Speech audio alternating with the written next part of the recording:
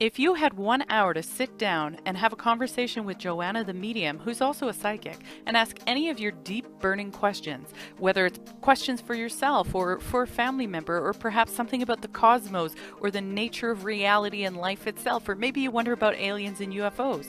Well, these are some of the questions that we were able to ask, and we were able to get those questions from our subscribers during one of our live episodes. So make sure you subscribe and hit the notification bell, because this is Shed Show Talk and it is a conversation.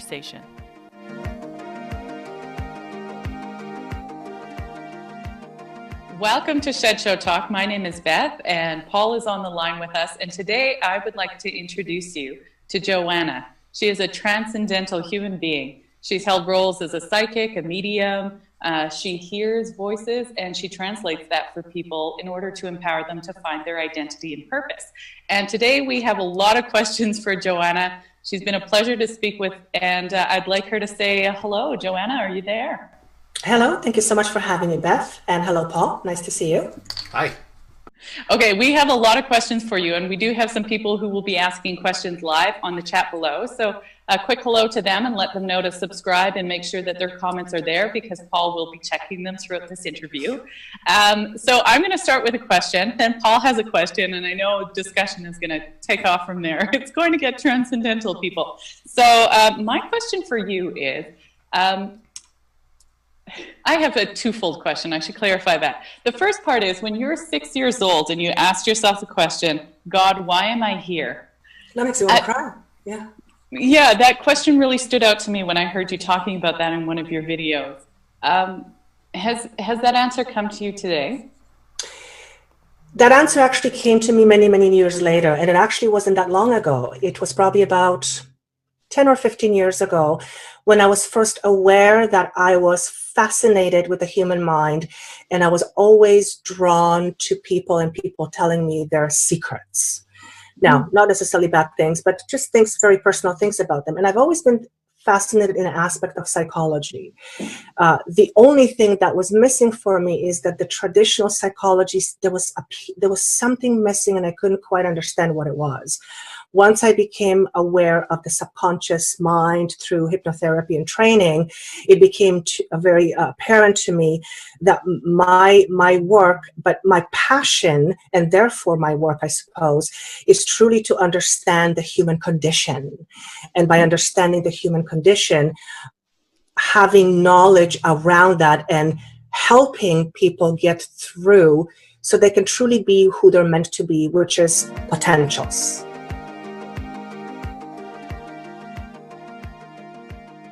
You hear voices, and different voices from different conscious, sentient, or transcendental beings. Some you've alluded to could be alien, some could be people. Could you clarify what that's like so that people could have an understanding? So the way I hear is not so much an audible voice like I hear you. It is an impression in my mind that is distinctly different from my own thought.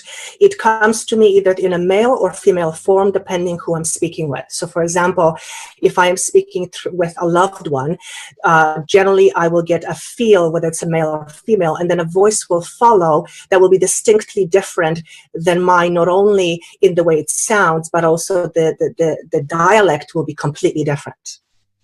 Okay, and are any of those voices with you right now for this interview? Let me check in. So what I feel around me is I have a guy that I work with right now. I call him the mundane name Dennis. He's very singular to me, but I also feel there is what would I describe you as? A field of energy, as I'm being asked to say, that is, it's not a singular energy. It's extremely difficult for me to explain.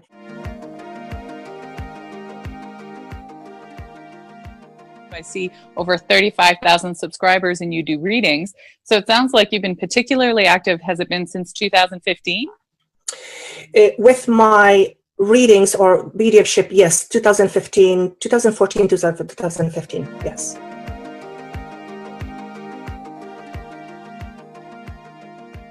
Is that consciousness that you're connecting with aware of myself and Paul And is that consciousness desiring connection, or does that consciousness only desire to connect with you? Absolutely. And when you ask the question, I go back because I have to listen for the answer. Sometimes it's impressed on me that I know right away. Sometimes I'll speak without knowing what it is that's going to come next. But sometimes I have to listen to what is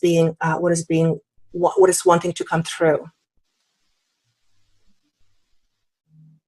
The level of consciousness that we are talking about is available to all who seek it. All right, Paul, you had a question I know was burning. You know, I think if we're looking at this, and some people may come onto the show and they don't know what potentially a medium is and who it is that's speaking to you, and I believe that you identify these as spirit guides. And in what form do they talk to you? Is it clear voices in your heads? Are there more than one? Can you see these people? How is it as clear as me and you speaking now, I guess, is kind of my question. So generally speaking, it comes through various forms. It comes through me hearing, it comes through me seeing, it comes through me feeling. I will also see a projection of what their life was when they were alive, if that makes sense. Mm-hmm. Mm-hmm. Yeah, absolutely. No, so they are these are beings that were or people that were on Earth beforehand. Correct. Okay. Correct. So if I'm connecting with loved ones, yes. If I'm connecting with higher beings, they may have at some point and higher consciousness. That I have to go back and ask, because I'm sure some of them were an incarnate, but it's almost like they're different levels, not hierarchy per se, but it's. When I speak with a loved one, for example, who's passed, they feel very different than when I speak with a more higher evolved being. But it doesn't mean that there is hierarchy here. It's not like we say, okay, you're not as smart as this person. That's not what it means. It's just the level of their understanding is far greater than someone I may be communicating with who passed 2 years ago. Okay, I got you. And can they see maybe things that may happen in the future? Any great events that like, are they timeless? I guess more than anything else. So typically, when I talk about future component, it is almost always, well, actually, it's always given to me in terms of probabilities. And the reason for it is that despite of what most people think, we actually are the ones who are creating our reality every single moment. So there are certain probabilities that will be given to me based on what an individual wanted to experience in a certain life, but which probability will be chosen by them in terms of how they choose to go forward this way or that way, that is not written in stone. So they will give me probabilities. For example, they'll give me a 97% probability, and they'll give me a percentage of, less than 20%.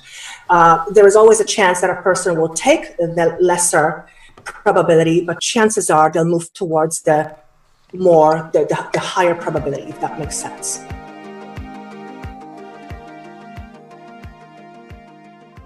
This wasn't something you woke up and you decided, I'm going to be a medium. In fact, at the age of 5 years old, you were interested in ufology. It was something that your dad was watching at the TV, and you used to get right into this. And you actually worked in a college where you would help people, and somebody came up to you, one of your clients that you were helping in this college, said, why don't you do readings?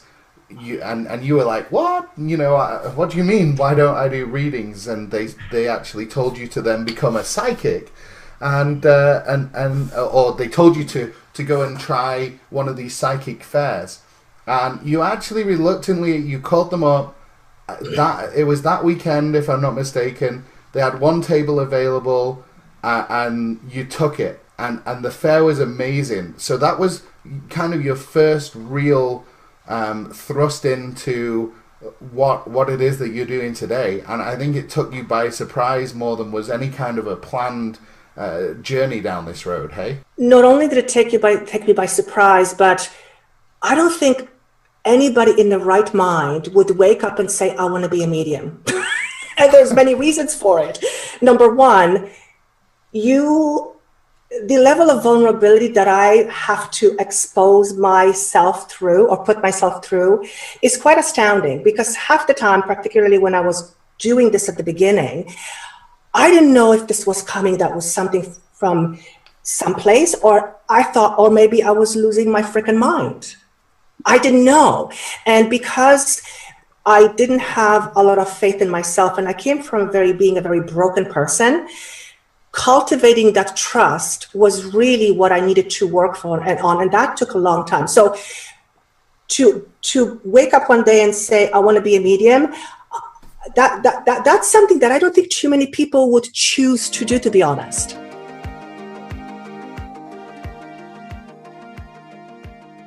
Have you seen an alien? Have you seen a UFO? So when I was still living in Eastern Europe, I don't remember how old I was. I might have been around the age of 7 or 8. And I remember we took a holiday somewhere in some kind of a lake area. It was away from where we lived. And I remember my dad and I, he used to love fishing. We would go on a lake, and it was an evening one time, and I was kind of playing in the water. And then my dad said, look, and I looked up at the sky, and there were 4 or 5 lights that formed almost like a letter V. And I remember looking at it, and I don't remember what my dad was saying, but I remember looking at it and going, okay, that's kind of interesting. And then the next thing that happened, that V took off.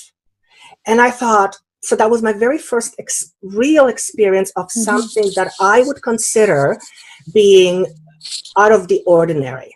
My fascination has always been about ETs, but I've never seen anything with my eyes. So that's the first thing that came up. The other thing that really stands out for me was years and years later, when I was going through a really difficult time in my personal life. One evening when I was still awake, a being appeared in my room, full on 3D being that was hovering above the ground. And I remember, I talked about this in an interview, I remember everything froze. Now, when I mean froze, not in a bad way, everything practically stopped. So whenever you hear people say time stops, that is what I experienced. And I experienced this incredible bliss that was out of this frickin' world. All I felt was bliss and this incredible love that I've never felt before in my life. I don't know how long it lasted. Well, it's interesting you say bliss, because I was just speaking and interviewing with a mystic from the UK who describes Eden as bliss, the very nature of being as bliss. And they've called themselves the bliss hunters. And you're the second person I've heard use the term with the stillness bliss. And for me, those are new terms. And so I feel sometimes when people have gifts that they're sharing something that helps me translate to that bliss.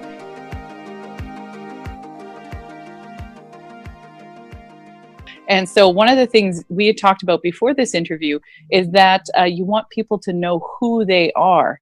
And so could you, I have 2 questions about who you are. The first is there anyone in your bloodline that may have had some giftings, or somebody you feel connected with that perhaps there was something through the timelines that got carried forward? And the second part is, how do you want people to view themselves in light of your experience with the transcendental? So just to answer your question about bloodline, to my knowledge, I am not aware of anyone in my family that has had this experience. I've asked my mom, I've asked my grandma. There is no one that I'm aware of in my immediate family that I would go, oh, okay, I got it after this person. So I'm a bit of an alien that way, which was kind of difficult in itself. I have been told one of my grandmothers had a gift, but it was something she chose not to exercise for whatever reason, ridicule, I'm sure, the biggest one. But this is not something that I knew from her. This is something that was told to me by some psychic before. So that's as far as the family tree.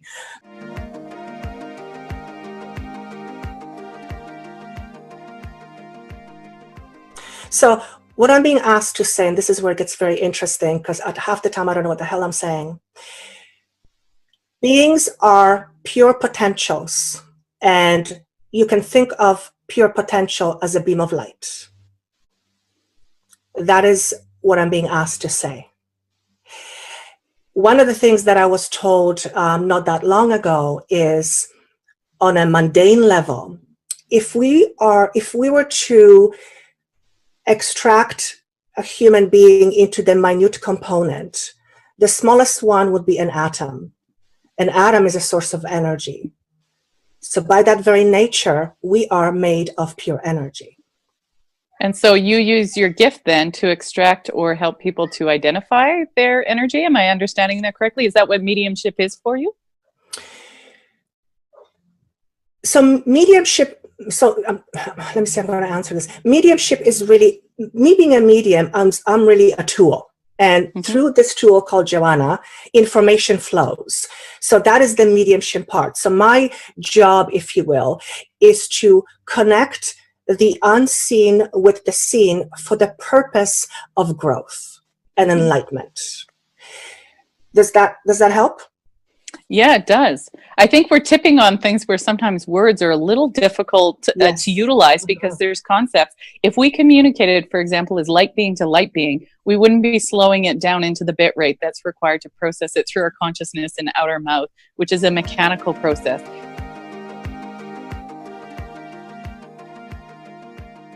So I actually have some questions from the floor, from some of the live viewers. I'm just waiting for one to come in from Tricia, but Seven asks, what are your views on meditation and how's the best way to meditate? Oh, I love this answer. This question. Thanks so much for asking. So one of the things that I've been asked to teach people is, number one, we so overcomplicate this whole concept of meditation. My God, the moment we hear we need to meditate, we want to run to the other direction. Meditation is nothing more than connecting with that inner voice, with that inner essence. Every single human being has this thing called intuition. Whether one believes in it or not, it's a different story. Every single one of us has this gut feel. So meditation is nothing more than tuning in to that part of us, and that requires the meditating person to slow down their thoughts or to bring them to a level where they're not being overbearing or overpowering the entire process of connecting with the inner self. Does that make sense? Yeah, it does. It makes perfect sense. Sorry for my delayed reaction there. It makes perfect sense to me. I have another question now from the floor. I think your name is Tyesha Richards.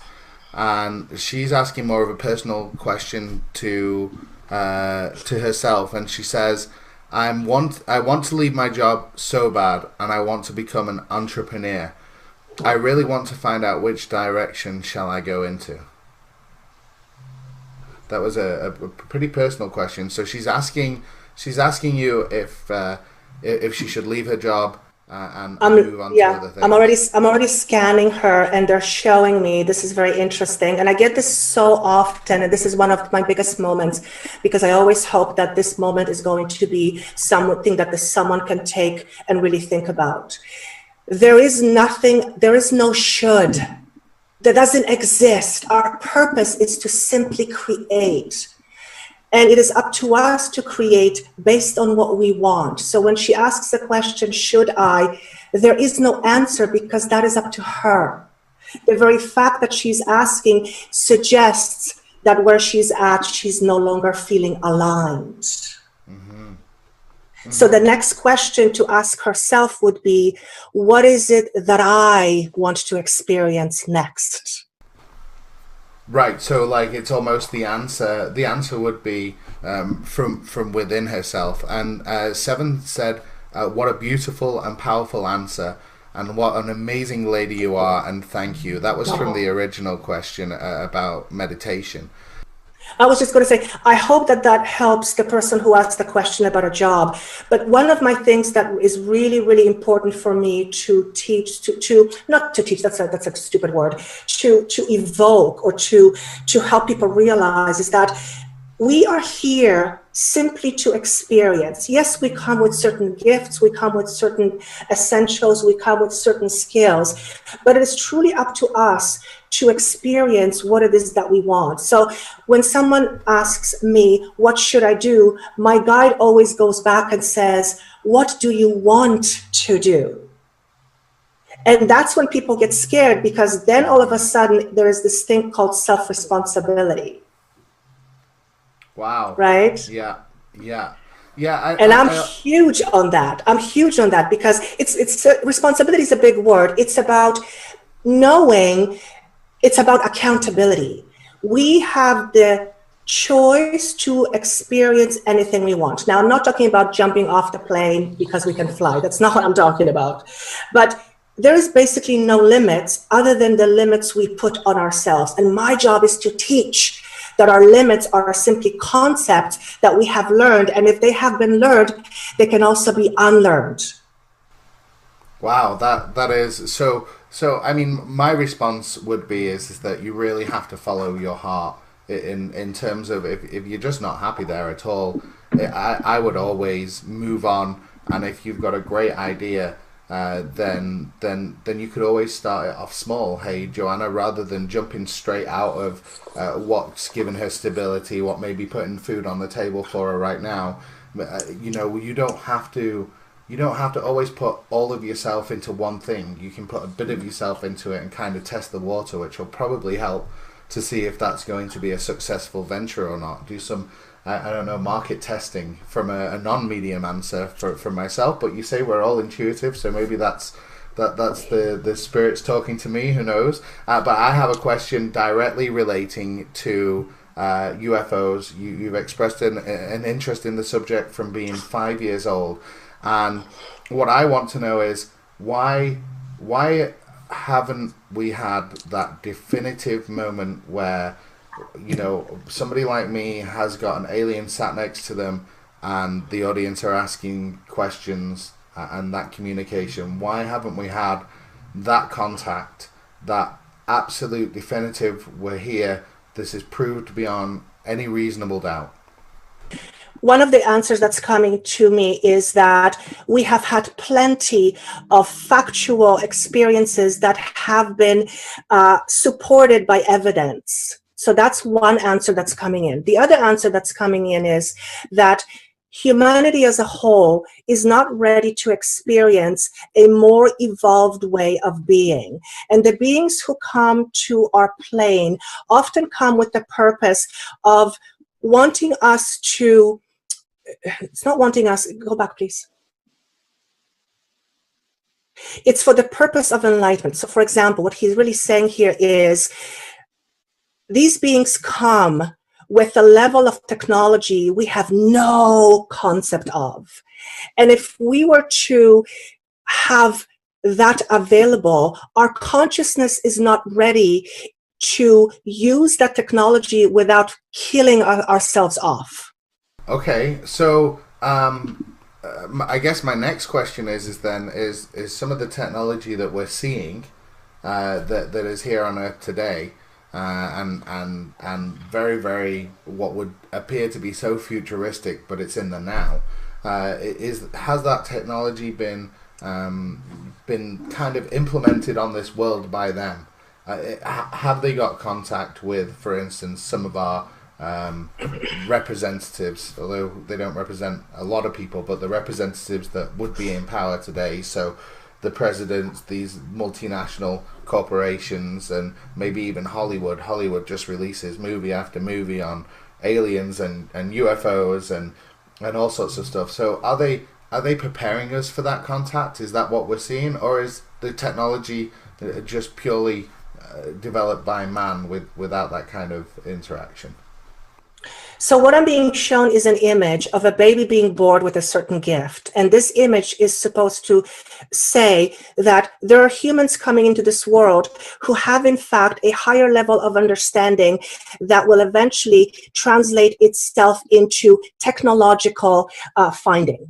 So there are humans that are being born who have higher consciousness or higher level of understanding, and they come with certain ability to come up with certain concepts that then translate into technological advancements. That's how it's being said to me. Oh, wow. Great. Beth? Joanna? It leads perfectly into my next question, because one of the things I'm conscious of is that we are certified organic. We have this fantastic body with this really cool computer that's organic called our brain, and AI is coming forward at such a rate that it seems that the predictions are that we will start to mechanize ourselves, with introductions even most recently by Elon Musk and others of having like a hardware attached to the brain and beginning to genetically alter ourselves. So one of my questions about the future of humanity as we transition from perhaps certified organic beings with a spiritual root into a human creation, what is being said about that? That's an interesting question that I've never been asked. So let me see what comes up here.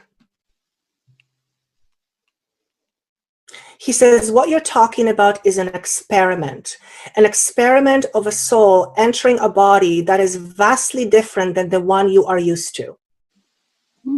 And one of the things I've wondered about, specifically with artificial intelligence, which is its own consciousness entering into ours, are there any concerns about that? Are there any, is it simply an evolution? There seems to be some very strong opinion about it, and I was curious for your feedback on that. Let me see what I get. So what are the things that I'm getting right away when you talk about the potential of created human versus one with consciousness? I heard the word a plague. I don't even know if that's a good word, but it feels to me, I'm just trying to see what he's showing me. I keep hearing the word experiment. I feel that this is something that we humans will experiment with, but at the end of the day, they're showing me failure, the word failure with this. It's really interesting because I've been mulling about some ancient prophecies about human trajectory. And one of the interesting ones I stumbled upon is that the number 6 that people always revere for the Antichrist being the opposite of being divine, is actually the number of humanity. And 3 6s together means the perfection of humanity. And that through the perfection of humanity comes our ultimate destruction. And I've been stumped on this. I've heard a few professors speak about it, but it keeps driving me back to the point. I believe people who are interested in your work are deep down asking the question. I think there's an intuitive thing happening around the world where people are going, what are we creating in our own image? And is this image we're creating going to be the end of humanity? And I know it sounds quite dire, but that's the type of prediction I see in our comments that people are really interested in. It's very interesting to me because I've never asked these questions, and sometimes I don't even know if I'll get the answers. He says humanity itself will never cease to exist. What you are referring to is a level of experimentation that the human will want to look into, but eventually realize somehow it won't serve the purpose that it needs, or it was initially intended for. The other thing that he's showing me, which is what, going back to one of the questions that we had earlier, is the word self-destruction comes in. And in order for our humanity to evolve, our level of consciousness has to evolve. If we constantly keep experimenting with machines without having the appropriate level of consciousness, eventually we get to a danger zone where we use our technology against ourselves. We have questions from the floor. Paul, could you read out the next one? All right, Gregory has a question. Aliens, greys or tall whites, who are more likely to be friendlier?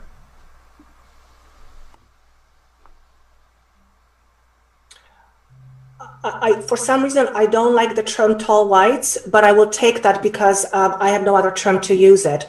But my attention is going to that description. I don't even know what tall whites mean. I think but that is Nordic. Like there's the Nordic. Oh, I see what you're saying. So I think probably the Nordics Nordics there. So the Nordics would tend to be more friendly. What I'm being shown is that on a level of consciousness, the quote unquote gray, and let's just go with that label, is not as evolved as the description that you gave me of this other kind. What he's saying to me that there's a technological advancement that is very prominent with the white figure than there is with the gray. He's also saying to me that the tall white person, as I'm being shown, is actually there's a lot of compassion. There's a compassionate component here. Whereas the gray, I hear the word is more of a pesky, is the word that's coming to mind. So one from Benny Loco here. She says that she accepts that she belongs to the universe and that she was born that way. Are we all capable of feeling the same? I think that my guide is asking, he's showing me with emotion that I believe she's asking if we're all capable to be on the same level or feel on the same level. I believe that's what she's asking. Yes. Yeah, I think so. Okay. Yes. Okay. So the answer is yes, because we are all one. Now that's going to throw everybody in for a loop. I always saw it as this way, that we all kind of knew each other before, and there's lots of different planets in the universe that we chose to go in, and the reason we don't remember coming from there is because there would be no learning here if we kind of Absolutely. knew where we came from. So Absolutely. I always believe that when we passed, we kind of ascend to what we can only see as heaven. Or whatever is what people identify as heaven, but in there we can then choose where our next life is going to be, and we have some kind of a degree of control over that. But I don't identify with any religion. I think that could be the only way that I could be at peace with kind of the universal code. That ultimately everything we do here is a learning tool for where we move on, whether you be good, you're bad, or whatever, but you kind of map your own course. There's so much bad and evil in the world. Do you think that humanity will ever in the future find peace with itself, and has a lot more pain got to come before that peace is found? One of the things that was shown to me last year is that fear is on the same trajectory as love, but it's on the other side of love. And what I was told is that fear is one of the greatest tools for learning and therefore for expansion. Because it is through fear, in whatever shape or form, we have the potential to transform the most. Okay. So do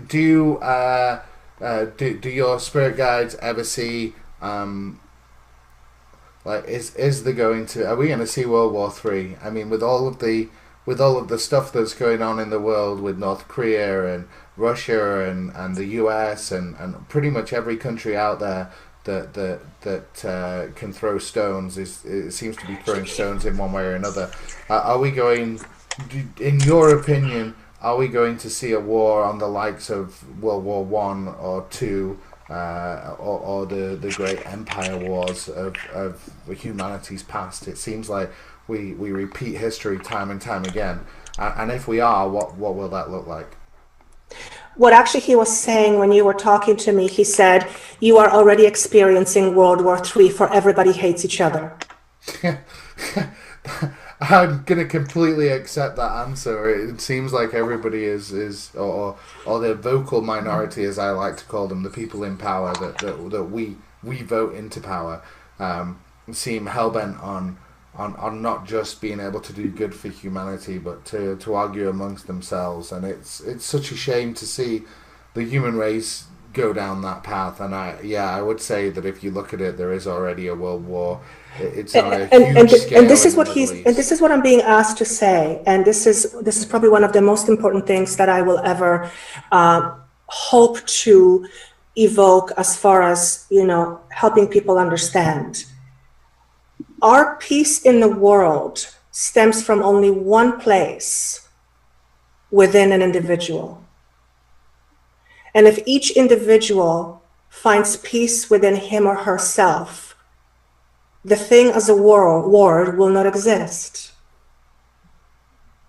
Right, right. No, so it's up to every individual to find that peace, because when you have peace within you, the only thing you want to give is love. You have no need for fight, because you know there is enough for everyone. I love that. I really do. I really enjoy. I enjoy the what that means, because it's true. Like, we need to start to pull together. And my thing is always try and do something once a day that somebody else would appreciate, or that everybody would appreciate. A completely selfless act. And if everybody did those one things a day, I don't know whether it's picking up some garbage that's on the street, or helping a member of your family that maybe not be as mobile, and go and do some shopping, or whatever it could be. Just one thing. It doesn't have to be big. It doesn't have to be small. It can be whatever you want it to be. And if everybody started to do that, I think it would cause a chain reaction in humanity, the likes that we haven't seen before. I have one more question for the floor before I hand you back to Beth. This one comes from Lewis Dunn. I'm starting a new job, a second job next week. I'm moving into a new apartment. Will it work out, or am I over my head? That's his question. The image that I'm being given is balancing on logs while being on water. Do you see the image? So imagine standing on logs and balancing yourself while the logs are on water. Wow. Okay. Yeah, I do. That's the answer. That's the answer. So that answer can be, the person can, whatever that means to them. To me, when I see that image, it is a tremendous effort. Right. So doesn't mean it can't be done. But it does require tremendous effort.